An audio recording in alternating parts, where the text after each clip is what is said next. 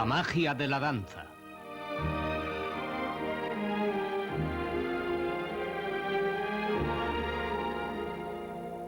Reflexiones de Margot Fontaine.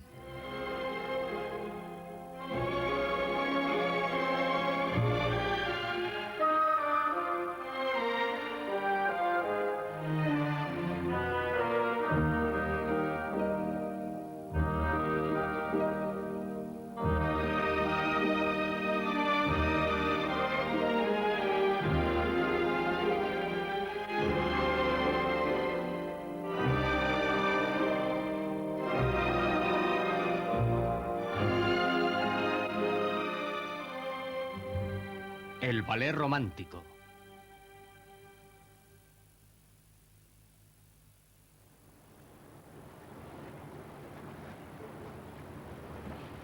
Si hubiesen vivido en Europa en 1832 y alguien les hubiese preguntado ¿quién es la mejor bailarina del mundo?, habrían contestado Maria Taglioni. Nació aquí en Estocolmo, la Venecia del Norte, en 1804, de padre italiano y madre sueca. Su padre vino al Teatro de la Ópera como primer bailarín cuando era joven y se enamoró de la hija de un cantante sueco. Así que se casaron y María fue su primera hija. Ella iba a convertirse en la legendaria creadora de la imagen de la bailarina etérea, con largas faldas de gasa y alitas en la espalda.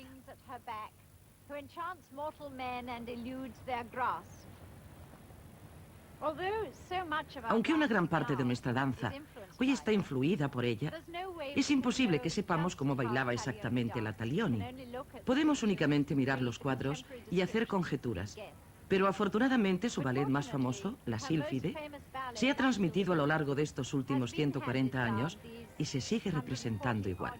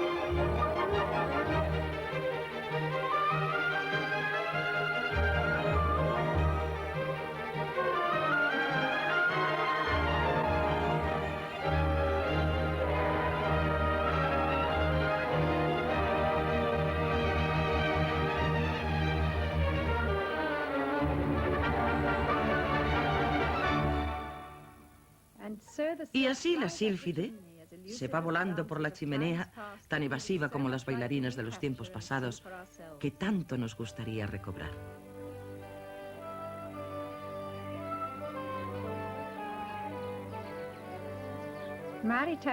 Los abuelos suecos de Maria Taglioni vivían en esta casa, que construyeron poco después de nacer ella, no muy lejos de Estocolmo.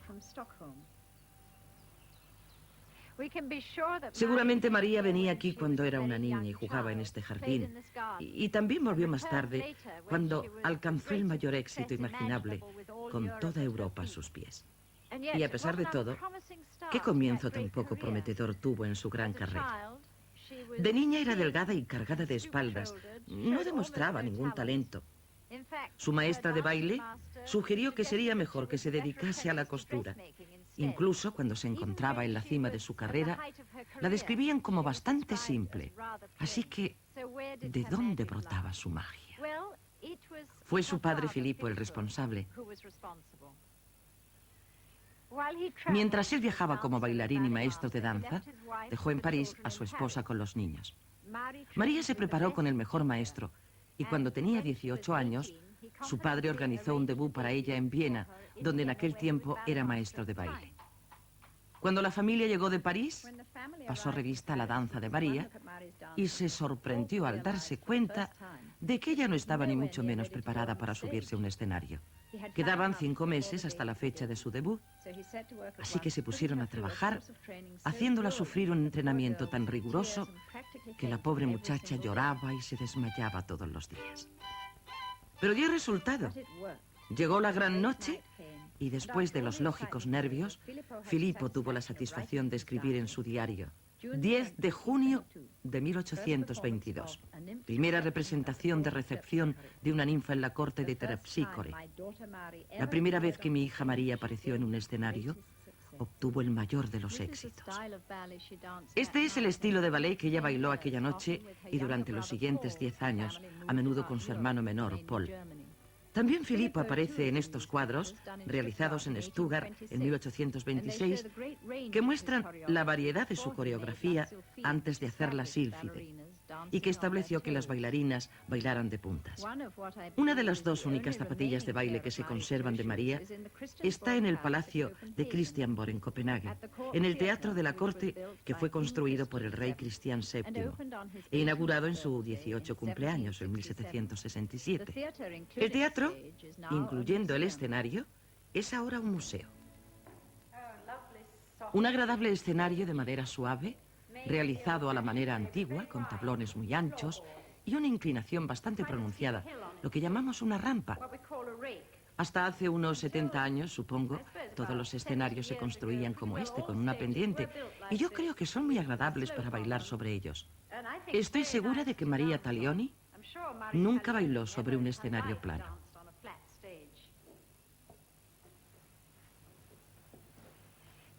La historia de cómo ella fue la primera que se convirtió en lo que hoy día entendemos como diva tiene mucha relación con las zapatillas de baile. Esta es su zapatilla. Y esta es una zapatilla moderna con refuerzo en la punta. Pueden ver que esta no tiene absolutamente nada en la punta, y que la parte de atrás es muy flexible, aunque pienso que ella probablemente metería dentro un pedazo de cartón para hacerla más fuerte y que la soportase sobre la punta del pie. La Taglioni no fue la primera en bailar de puntas. Ya lo habían hecho Guslan en París y Fanny Díaz. Y cuando María y su padre estuvieron en Viena, vieron a la bailarina italiana, Amalia Brugnoli, que según los críticos vieneses asombraba al público con las cosas que hacía sobre las puntas de sus largos y estrechos pies. Pero parece que el esfuerzo necesario para ello era muy evidente, y ella utilizaba los brazos para ayudarse a ponerse de puntas. Y yo pienso que quizás fue entonces cuando Filippo Taglioni decidió que su hija iba a parecer siempre tan ligera y tan grácil como un junco. Y en su preparación se concentró mucho en el desarrollo, pienso, de los músculos del pie y de la pantorrilla, que eran necesarios para que ella diera esos saltos increíblemente ligeros y para que en el escenario diese siempre la impresión de que ella bajaba del aire para suspenderse momentáneamente sobre la punta de sus pies y no pareciese que trepaba para llegar a esa posición. Era conocida por tener siempre en la cara una expresión maravillosamente infantil, feliz, y bailaba con mucha tranquilidad. Nadie más tenía esa cualidad. Esto era lo que su padre le había dado. Estas zapatillas se desarrollaron a partir de las corrientes que las damas usaban en las salas de baile, muy ligeras.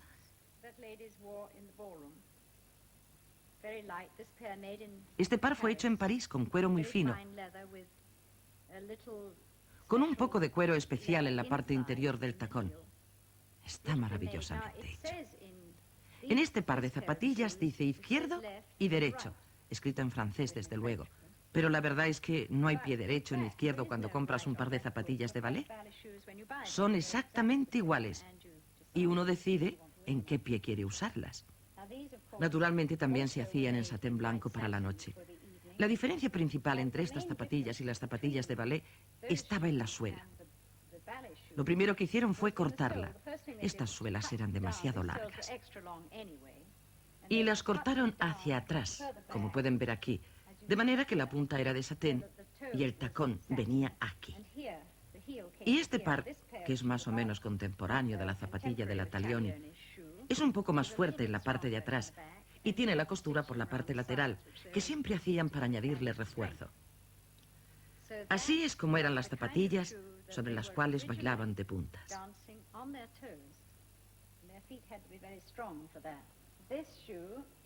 Esta zapatilla es posterior.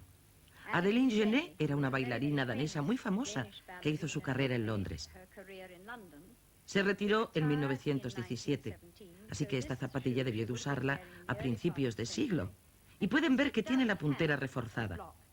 Aunque realmente es algo muy ligero, casi no lleva nada y no hace ningún ruido. Tiene la costura por aquí y exactamente la misma suela. Y ahora, la zapatilla de Anna Pavlova. Aquí está la verdadera punta reforzada. La misma costura en la parte superior y por el lado. Y las cintas un poco más anchas de lo que eran en el principio.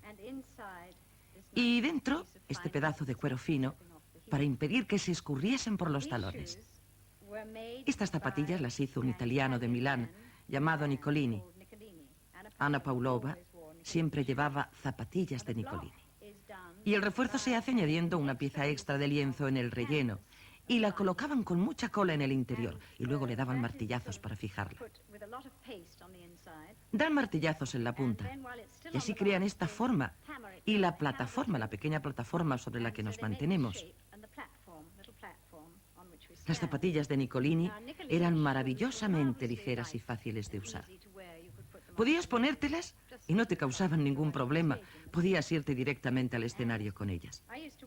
Yo solía usarlas cuando empecé a bailar en el Sidled Wells, pero entonces él ya era un hombre muy viejo. Y cuando murió, no le había contado a nadie, ni siquiera a sus hijos, el secreto de cómo mezclaba la cola. Así que en cuanto él murió, se acabó. Las zapatillas modernas son en realidad, o parecen serlo, innecesariamente duras y pesadas. Esta es una rusa y esta es inglesa. Partes traseras absolutamente duras, inflexibles, de modo que los bailarines, todos nosotros, las golpeamos contra suelos de cemento. Alguna gente las aplasta cerrando puertas sobre ellas para ablandarlas. Incluso he visto a una bailarina que viaja con un pequeño martillo y golpea las zapatillas para poder usarlas.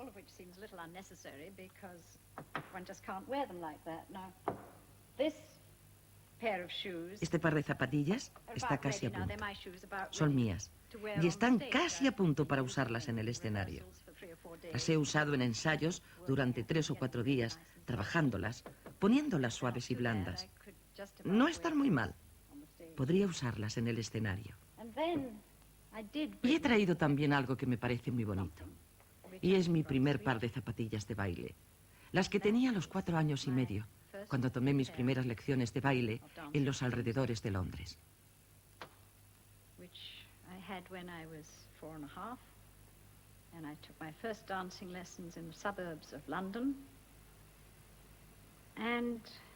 Mi madre guardó una y mi primera profesora de baile se guardó la otra durante muchos años.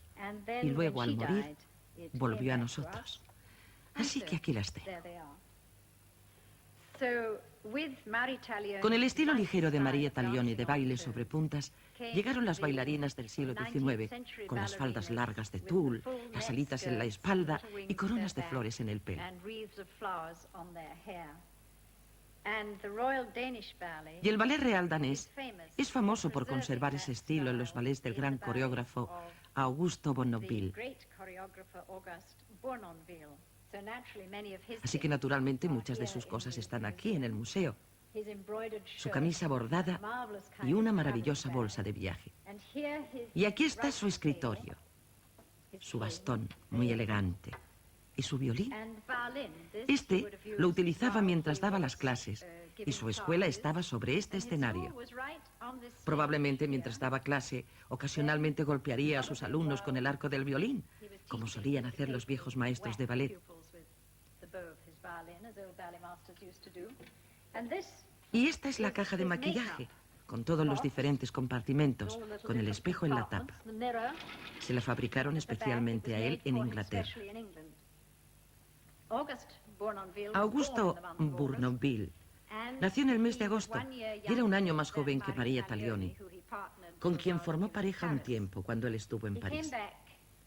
Volvió a Dinamarca y aquí fue maestro de ballet durante 47 años y seguía vivo cuando inauguraron el actual Teatro Real. Él hizo su propia versión de la Sílfide 4 años después de que Filippo Taglioni lo crease para María en la Ópera de París en 1832. Y la versión de Bournonville y la música del compositor danés Lovenskos es la que desde entonces ha conservado el ballet real danés. La historia está situada en los páramos escoceses, que entonces se consideraban como el hogar natural de las sílfides románticas. Esta es una escena del segundo acto, bailada por Med Henningen y Fleming Ruber.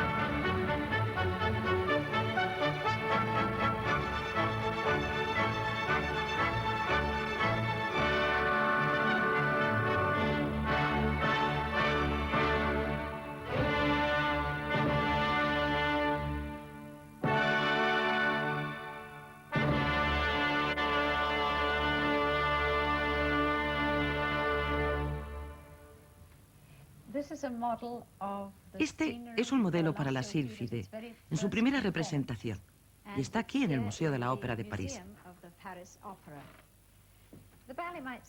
En estos tiempos el ballet nos podría parecer un poquito ingenuo, pero hace 150 años corrían unos días más sencillos, y el encanto fresco del estilo muy etéreo de Maria Taglioni arrasó absolutamente la ciudad.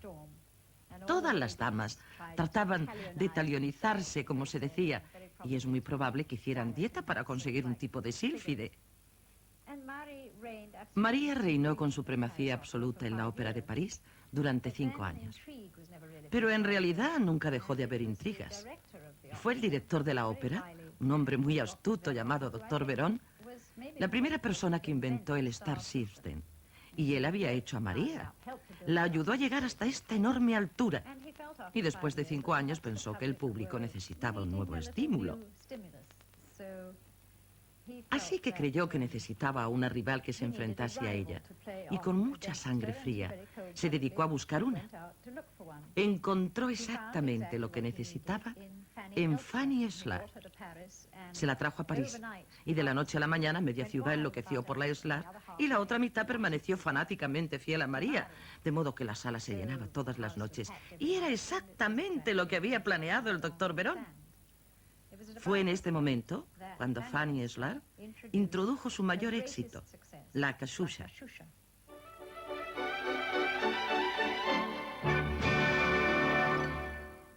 El público reaccionaba con fuerza en cada representación.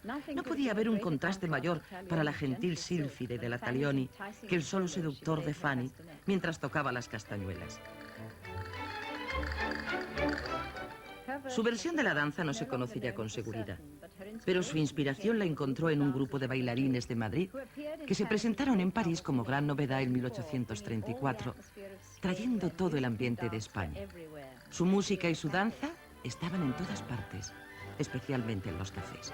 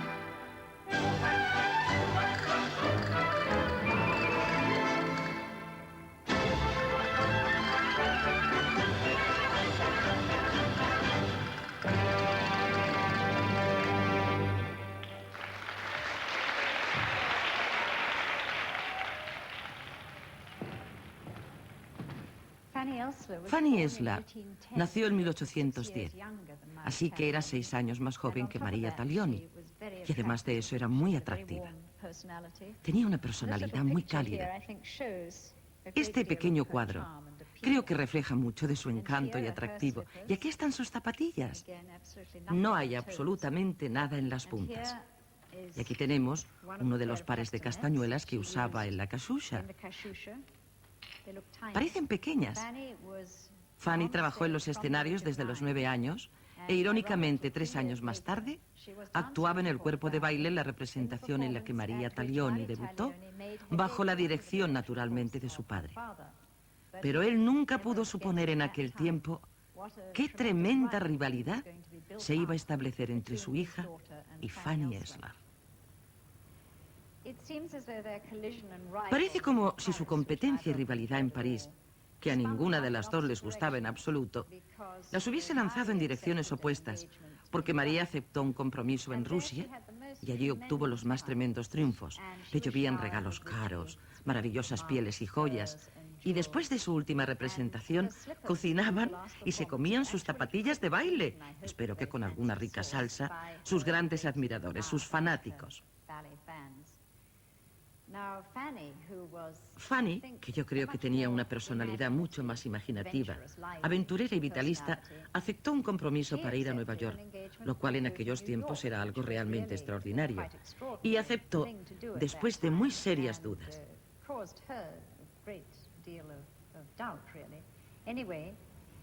Pero de todos modos partió en el Great Western, que era uno de los primeros buques de vapor que cruzaban el Atlántico. En realidad, solamente 2 años antes habían empezado a hacerse travesías del Atlántico con barcos de vapor. Ella llegó a Nueva York realmente muy nerviosa, porque habían hecho muchísima publicidad de su presentación.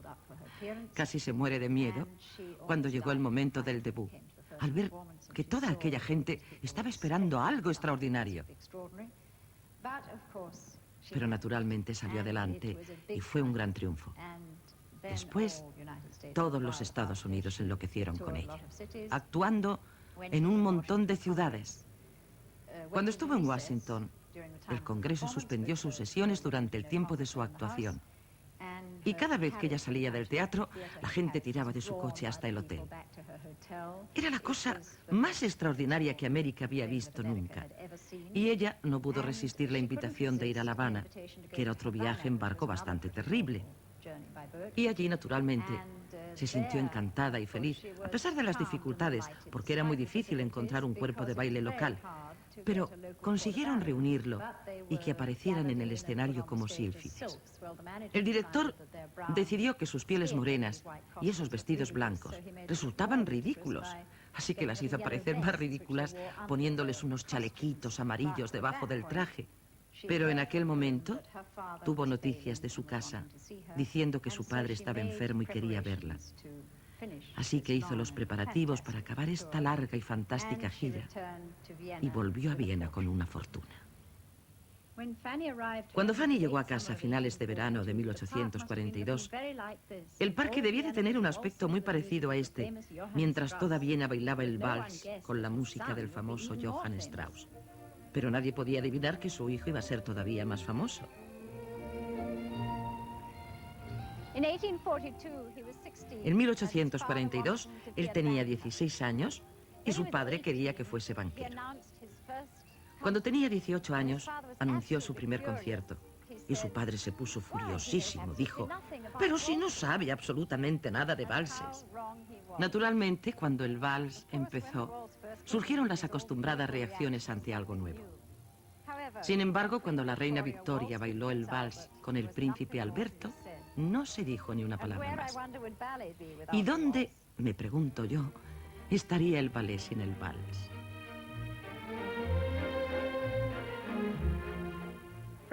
El vals de Frederick Ashton, para los deliciosos personajes de los cuentos de Beatrice Potter, es interpretado por el Ballet Real de Gran Bretaña.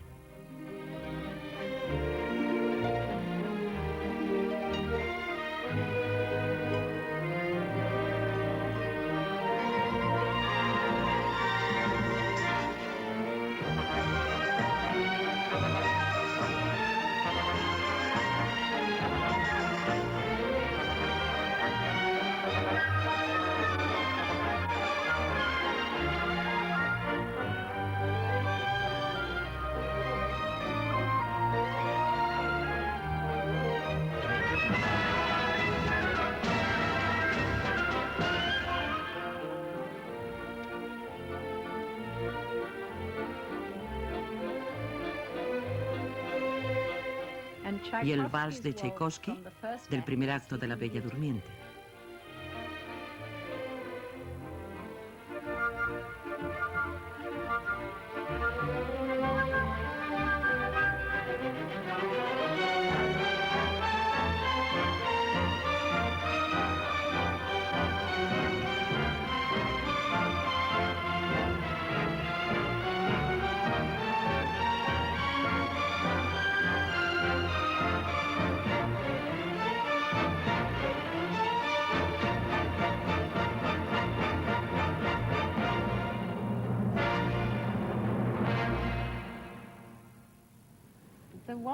El vals no se utilizó en un ballet hasta el año 1800, aunque había sido un baile social durante bastantes años antes. Pero de todos modos, cuando la reina Victoria le dio su aprobación, París estaba en mitad de lo que se conoce como la era romántica en las artes, y la sílfide era el prototipo del ballet romántico. Aquí, en la biblioteca de la Ópera de París, existe la mejor colección de pinturas y escritos acerca de estas bailarinas de la era romántica. Los dirigentes de ese movimiento fueron Víctor Hugo, que escribió El jorobado de Notre Dame, entre muchas otras obras, y Théophile Gautier. Gautier era otro escritor, poeta y crítico. Escribió floridas críticas de los ballets y parecía enamorarse de cada nueva bailarina que aparecía. De la casucha de Fanny Elssler escribió: cómo se revuelve, cómo se inclina, qué fuego, qué voluptuosidad. Y cuando Carlotta Grisi dio un salto desde una roca en el ballet La Péri, describió su caída como una pluma de paloma descendiendo. Ella era la que él llamó el verdadero amor de su vida. Y aunque su amor no fue correspondido, él escribió para ella la historia de Giselle y dijo que la bailaba con una delicada, voluptuosa castidad. La era romántica que el poeta Gautier ayudó a crear fue realmente un periodo glorioso para el ballet. Por puro azar apareció y desapareció más o menos a la vez que la iluminación con gas, que con su suave resplandor debió de crear un precioso efecto de luz de luna. Pero a la vez que realzaba los diáfanos vestidos de las bailarinas, la llama de gas era también una amenaza mortal. Más de una bailarina fue víctima de la llama de gas. La tragedia mayor fue la de la joven Emma Livry. Tenía solo 16 años cuando debutó. Su primera actuación fue en el papel de la Taglioni en La Sílfide, lo cual era un extraordinario logro. Su éxito fue tan grande que la Taglioni salió de su retiro y volvió a París para tomarla bajo su cuidado, para enseñarle, para ayudarla, para entrenarla. Y creó un ballet especialmente para ella, en el que era una mariposa, porque era muy ligera y tan rápida, que así podría mostrar todos sus talentos. Pero solo 2 años después de eso, Emma estaba entre bastidores para un ensayo general, y cuando se acercaba a su entrada agitó las faldas como siempre hacen las bailarinas. Fue un momento de descuido, porque estaba demasiado cerca de una lámpara de gas y su vestido se prendió fuego. Aterrorizada hizo lo peor, se lanzó al escenario. Un bombero que la vio agarró una manta y salió corriendo para envolverla en ella, en un esfuerzo para sofocar las llamas. Un testigo presencial contó que ella se había puesto de rodillas para rezar. Vivió 8 meses en una terrible agonía. Creo que la cosa más desgarradora que hay aquí es este cofre. Dentro de él están los restos del vestido que llevaba.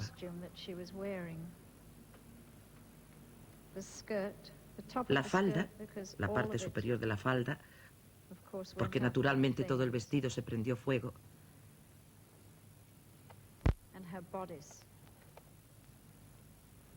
Y el corpiño con el corsé, con unas ballenas muy fuertes.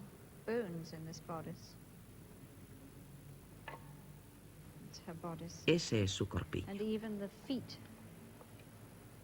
E incluso los pies de las mallas. La enterraron en el cementerio de Montmartre.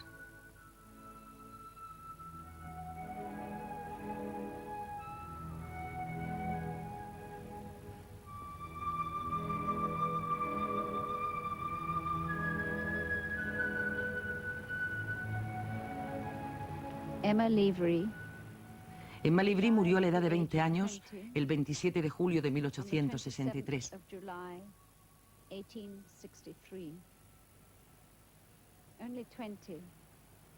Solo tenía 20 años, pero ya era muy famosa por la belleza de su danza y admirada y amada por su valor en los últimos meses de sufrimiento, por su dedicación a la danza, por su modestia y su virtud. Pues la virtud no era una cosa muy corriente en la ópera de París de aquellos días.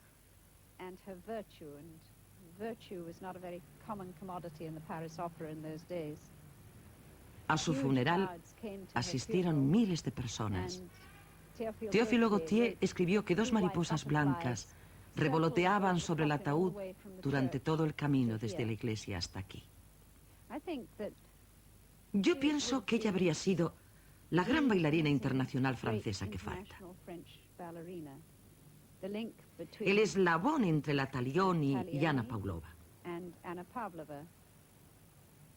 Las tres gracias de la danza. Porque si se piensa que los primeros hogares del ballet fueron Italia, Francia y Rusia, y que la Taglioni era italiana y su padre era italiano, Anna Pavlova era rusa pura, con seguridad Emma habría sido la auténtica representante de Francia, el país en el que nació el arte del ballet.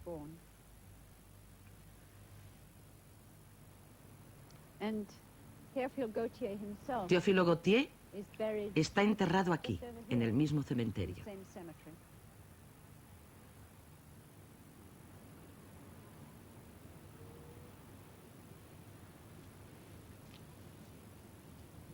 Pobre viejo Gautier. Cuando murió, en 1872, todas sus amadas sílfides se habían ido volando por la ventana. Así que, ¿dónde se había marchado la magia? Bueno, se había marchado a Rusia. Pero esa es otra historia. El arte por el arte, que era su frase favorita, fue olvidada. Era más bien una cuestión de arte por el placer en una opulenta sociedad materialista, y el romanticismo que él amaba tanto, que estaba tocado por la belleza, el idealismo y la poesía, en realidad por la poesía. Todo eso había dado paso a la simple frivolidad.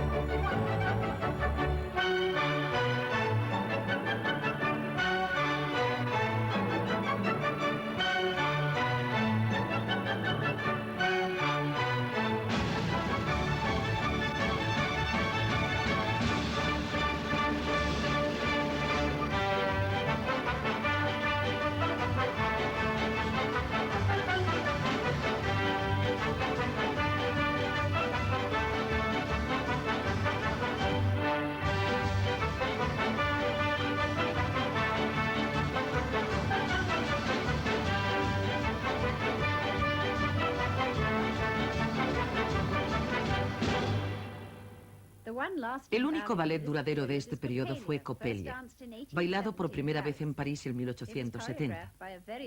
Fue coreografiado por un hombre muy divertido llamado Arthur St. que se las arreglaba para ser un brillante bailarín y un violinista virtuoso simultáneamente. Para Coppelia, eligió a la joven de 16 años, Giuseppina Bosacchi, como la heroína. Y otra bailarina, Eugenia Fiocre, interpretó al protagonista, llamado Franz. François Doty fue el doctor Coppelius, un inteligente fabricante de juguetes. La historia cuenta todas las complicaciones que tienen lugar cuando él hace una muñeca preciosa con aspecto de ser vivo. En la versión actualizada de Roland Petit, él mismo interpreta al fabricante de juguetes. Y la muñeca es toda una muñeca.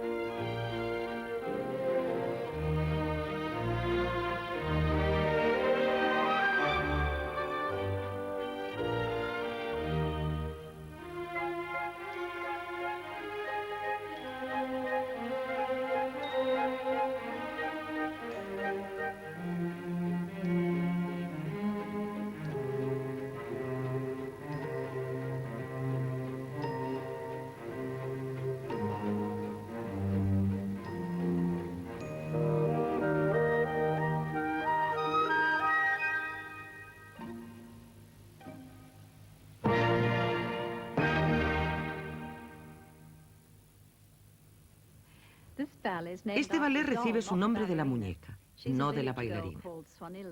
Ella es una mujer del pueblo llamada Swanhilda, que en su primera versión en París fue bailada por una italiana muy joven, porque no tenían ninguna bailarina francesa que fuera lo suficientemente buena. Fue el principio de la era de bailarinas italianas.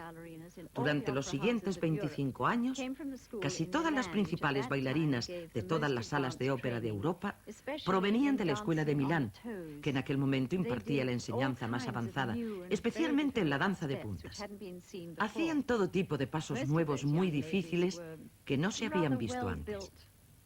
La mayoría de estas jóvenes tenían una figura bastante buena, con piernas cortas y fuertes, y para demostrar su virtuosismo tenían que acortar sus faldas, porque si no, a algunas no se les hubieran visto las piernas. Así que aquellas faldas suaves y flotantes que Maria Taglioni había introducido subieron hasta por encima de la rodilla y luego hasta medio muslo, y las hacían mucho más espesas y casi duras. Eran bailarinas muy brillantes, no muy etéreas, pero las llamaban mucho de todas partes, incluso de Rusia, donde algunos de los ballets muy famosos, por ejemplo El Lago de los Cisnes, fue bailado en un principio por las bailarinas italianas invitadas. Los rusos aprendieron todo lo que había que saber de los italianos, de los franceses y de los escandinavos. Y un día miraron hacia atrás, a la gloria olvidada de Maria Taglioni, y en 1909 devolvieron a París un nuevo ballet llamado Las Sílfides, que probablemente se haya representado más veces que ningún otro ballet en el mundo. Las Sílfides, con música de Chopin, coreografiada por Fokine, con Marguerite Porte y Yoko Morishita. Mi pareja es Ivan Nagy.